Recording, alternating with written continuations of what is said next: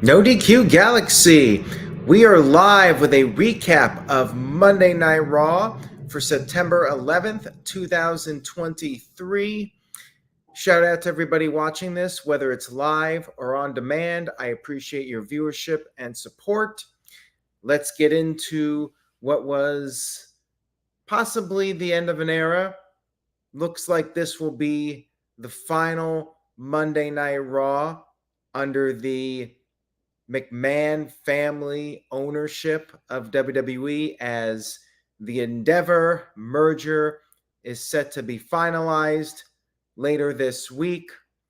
We'll see what happens with that, if there are in fact any changes to the WWE product. My gut feeling is it will continue to be business as usual. Now, let's get to this show. We kicked off with main event Jey Uso. He talked about how it feels good to be out of the bloodline and be part of Monday Night Raw, but he was quickly interrupted by Kevin Owens. Now, last week Owens was not on Raw. This week, Sami Zayn was not on Raw. Basically, Owens said that he knows what it's like for people to not trust. Owens said that he had to work hard to earn the respect of people after being a jerk, essentially.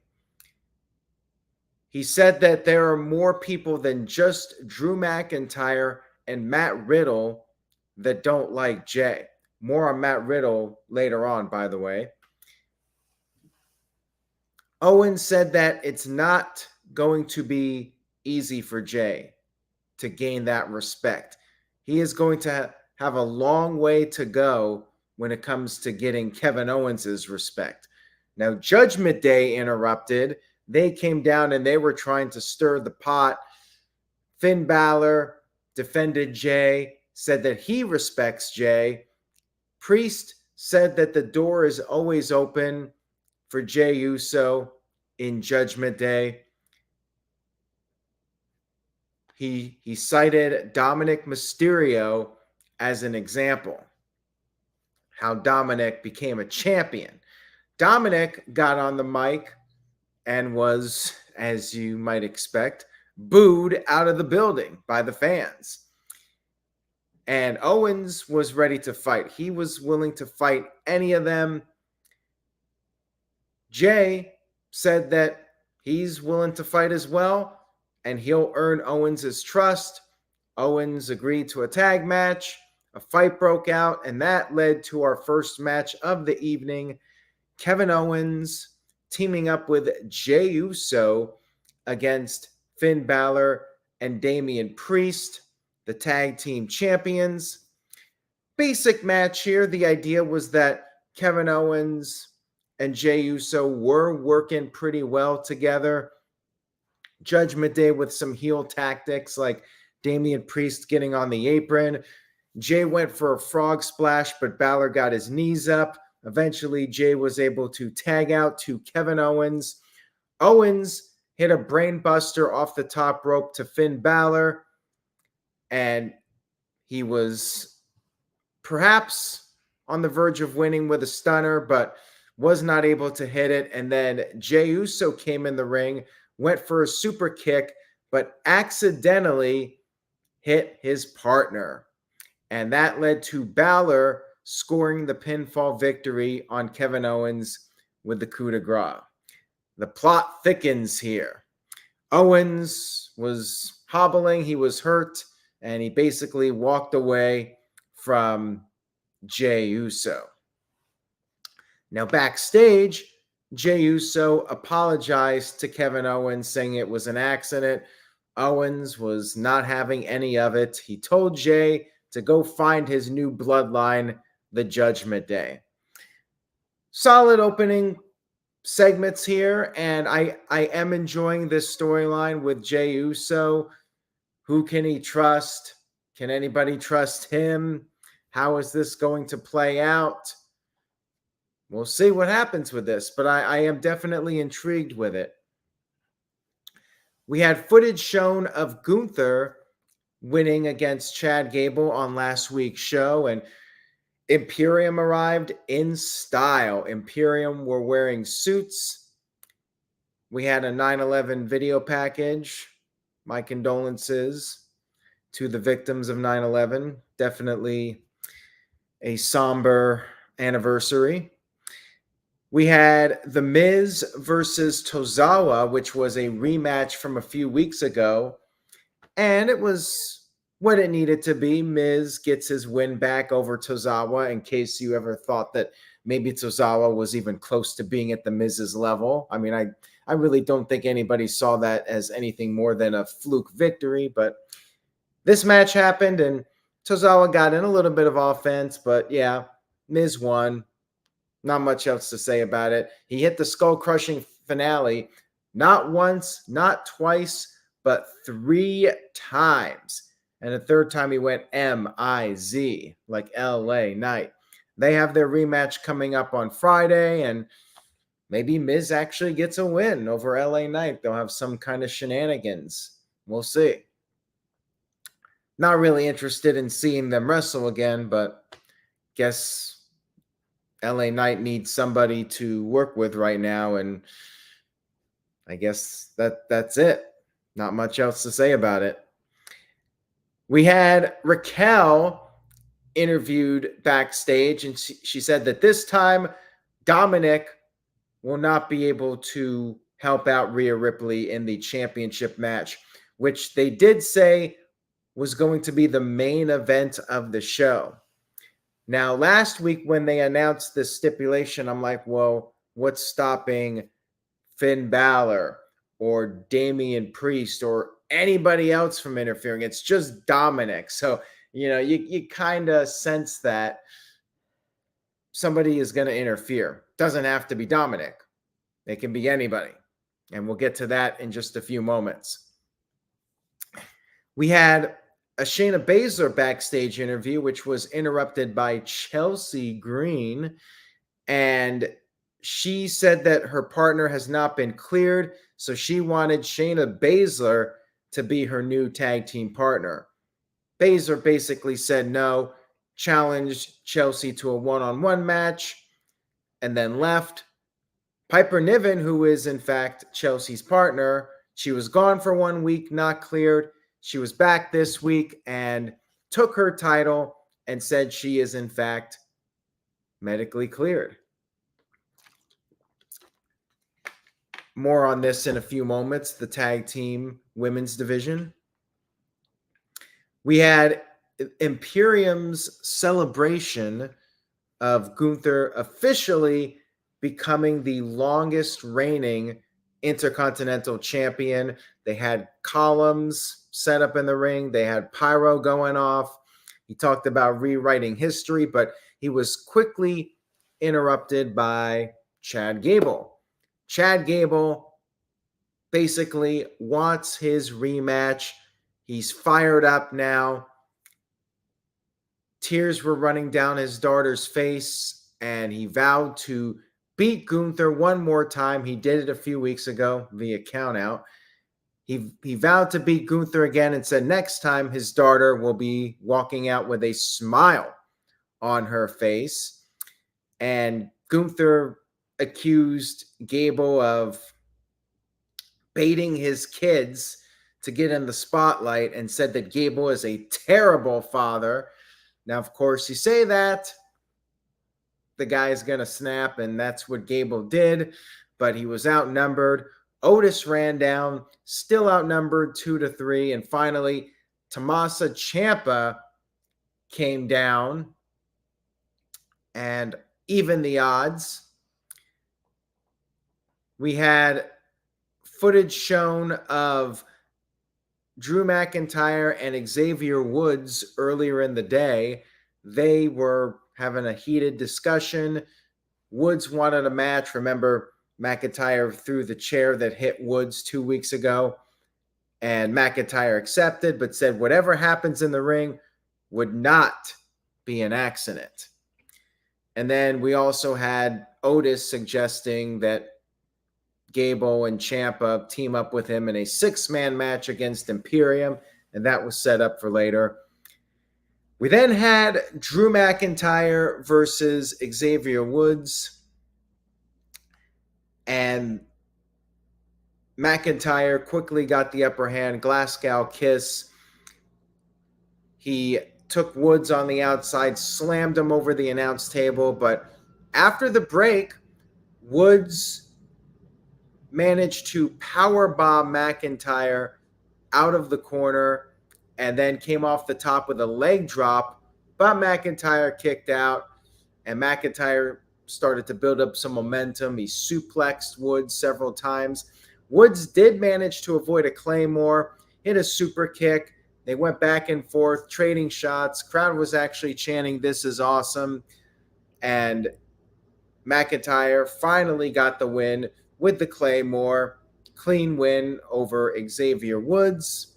Good match here. Solid match with these guys. Then we had Cody Rhodes coming out to talk about main event Jey Uso, but he was very quickly interrupted by Dominik Mysterio and JD McDonough. Jey Uso, according to Dominik, is going to be amazing in Judgment Day, and there's nothing that Cody Rhodes can do about it. A fight broke out, and Cody got the best of it. Cody hit the Cody Cutter to Dominik and then took down both guys with the Crossroads. And that was Cody's segment here, and time will tell if he is in fact the one that gets drafted to SmackDown. Kind of a filler segment, in my opinion. Just felt like they had to get Cody out there for a segment, but it really did not advance any kind of storyline. Cody Rhodes beating up Dominik. Nothing new here. We had Shayna Baszler versus Chelsea Green, and the crowd was pretty good on this show, but I have to say they did not give a damn about this match whatsoever. Like, little to no interest from the audience, and can you really blame them, quite frankly?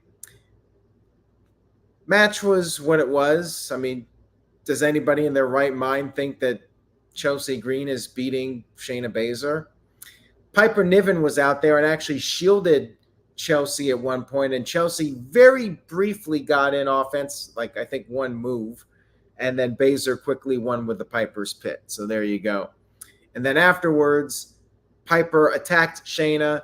Zoe Stark, who had a little mutual moment of friendship with Shayna Baszler last week, came down to help out, and Piper quickly left the ring.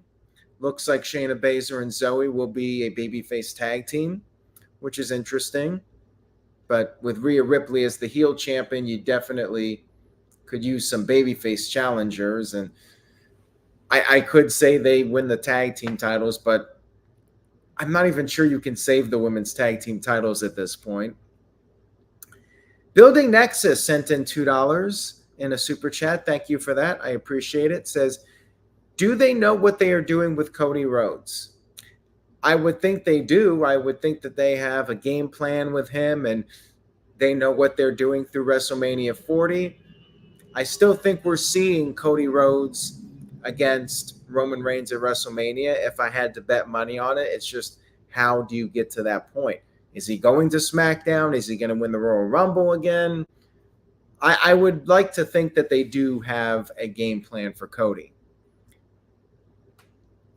Now we had another Shinsuke Nakamura video with the Japanese promo and the subtitles, and he basically called Rollins a liar and manipulator. He's going to expose Seth Rollins, and he said he'll challenge Seth Rollins when he feels like it. There you go. That's why he didn't accept, because he's going to do it on his own time. I mean, whatever. Seth Rollins came out for a promo, and he talked about doing all these different gimmicks throughout his career, being with the Authority, burn it down Seth Rollins, trying to win over the fans, and then becoming the Messiah. But he said now he's just himself. And that's why people were singing his song, and he is the best version of himself now. And people have told him to slow down, but he is a workhorse. He called out Shinsuke Nakamura. Nakamura was backstage beating up Ricochet and brought up how Seth Rollins is not medically cleared, and he vowed to take the title again when he feels like it. And they did announce Nakamura versus Ricochet for next week's show, which I like the guys, but I'm tired of seeing them wrestle. Like, this is becoming a typical WWE pattern. I mean, Endeavor taking over with ownership. Are things really going to change? I mean, this feels like WWE 101. I'm just tired of seeing the match. And, I mean, the match is so dull to me at this point. I almost want to watch football instead, and I'm not a football guy. Rage of Wrestling, Walter Cruz, sent in a $5 super chat. Thank you for that, Walter. Says, can Shayna have just one decent solo run? Why do they insist on having her as part of a random tag team? Anyways, like, share the video, hashtag stick to my shtick. I think that's a great point. Like, why not give Shayna a singles run? Maybe she will get an opportunity at Rhea Ripley. I don't know, but yeah, it feels like she just goes from one tag team to another. And I don't know if that's going to save the tag team division if Zoe and Shayna become champions. But yeah, Chelsea Green, that whole thing, like it's a joke at this point. They really should just get rid of those titles as far as I'm concerned. Finn Balor backstage once again buttering up to Jey Uso and saying that all of Judgment Day are fans of him, continuing to tease the idea that Jey Uso may go to the dark side. We had a 6-man tag team match. Alpha Academy and Tommaso Ciampa versus Imperium. Gable was in trouble early. Imperium, they worked well together. And after the commercial break, Ciampa tagged in, and he was overwhelmed after a few moments. Otis then tagged in and built up momentum for the team. Caterpillar, but then he went shoulder first into the ring post, and Gable tagged back in. Things started to break down with multiple people in the ring. Vinci tagged in, and then Gable applied the ankle lock to Vinci. Ciampa managed to stop Gunther from breaking up the submission. Vinci tapped out, and Chad Gable picks up a big win, perhaps giving himself the opportunity to go for the Intercontinental title one more time. And I think if that happens, this time he'll win it now that Gunther has broken the record. Backstage, we had a contract signing. This was a backstage contract signing segment, so I guess I'll give it a pass this week. Becky Lynch and Tiffany Stratton signing the deal for Tuesday's NXT. And Becky said Tiffany is just concerned with being famous, and she's going to make her famous by winning the title. And she said, welcome to the big time. And Tiffany was boasting about being the greatest NXT champion of all time. They signed the contract, so it is official. Even though they were already advertising the match, it is official for NXT. Maybe Becky wins. I think there's a decent chance she does. We then had our main event of the evening for the Women's Championship. Rhea Ripley versus Raquel. Raquel got the early momentum, used her power. Rhea Ripley had to use some agility to get the upper hand over Raquel. And Rhea did this running cannonball, bouncing off the steel steps, coming off the steel steps onto Raquel. And Rhea continued to work over Raquel after the commercial break. Raquel started to make a comeback, and they both collided, double big boots. Raquel was able to avoid the riptide, and she kept the offense going. Rhea Ripley, though, was able to recover from all that. She came off the top of the frog splash. Raquel kicked out of that. Then they were both on the outside of the ring, and Raquel sent Rhea into the announce table, just swung her into the table, and then picked her up, gave her the power bomb on the apron, got her back in the ring. But as the referee was checking on Rhea and Raquel was trying to get back into the ring, guess who showed up, making her grand return to WWE? It's a whole new era in WWE. Nia Jax is back.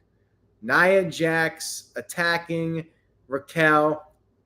Hey, Dominik could not interfere, so Nia Jax interfered and took down Raquel with a Samoan drop, threw her back in the ring. Rhea Ripley got the win. Easy pickings here. Riptide, 1, 2, 3. Rhea Ripley, still your women's champion. And after the match, Nia Jax showed that she's back for that title. She attacked Rhea Ripley and left her laying, and came off with the bonsai drop onto Rhea Ripley as the show went off the air. So match was fine, but I was not really that into it, just because I felt there was pretty much zero chance of Raquel winning the title. And, we already saw the match at Payback. Like, why are we seeing it again type of deal? But when Nia Jax showed up, for better or worse, I know people love her, people hate her. I mean, I was definitely, my interest perked up when she came out there. And to her credit, she looks to be in pretty good shape. She looks like she's dropped some weight, and we'll give her the benefit of the doubt and see what happens here. I always felt like she could have been a monster heel in WWE until that Survivor Series where they made her look like a joke. I think that was as early as like 2016 that they kind of ruined her right off the bat on the main roster. But this is a new Nia Jax, and maybe she'll exceed expectations. Again, we'll have to give her the benefit of the doubt, I think. The Game is on 100 sent in a $2 super chat. Says, Nia return means women injured. Who hates it? I do. Again, new Nia Jax. It's a whole new era for her, and maybe she'll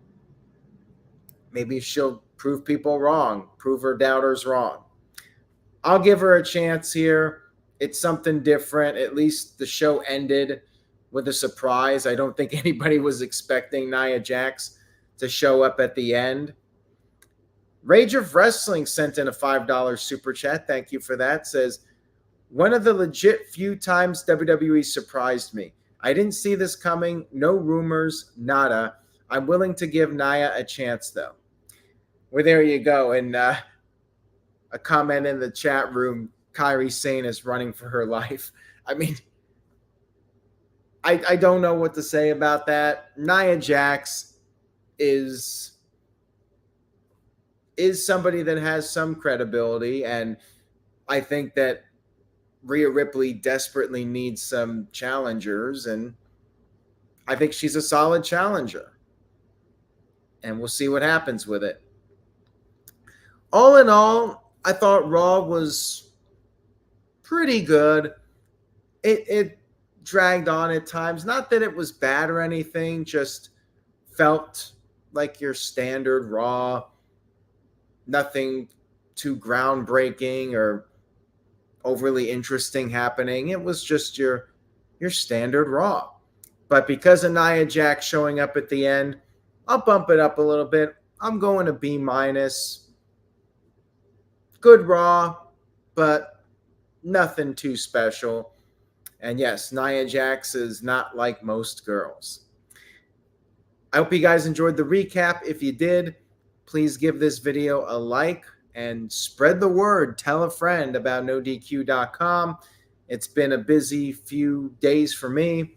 Hopefully back to a normal routine with the live streams coming up later this week. I've been in various locations.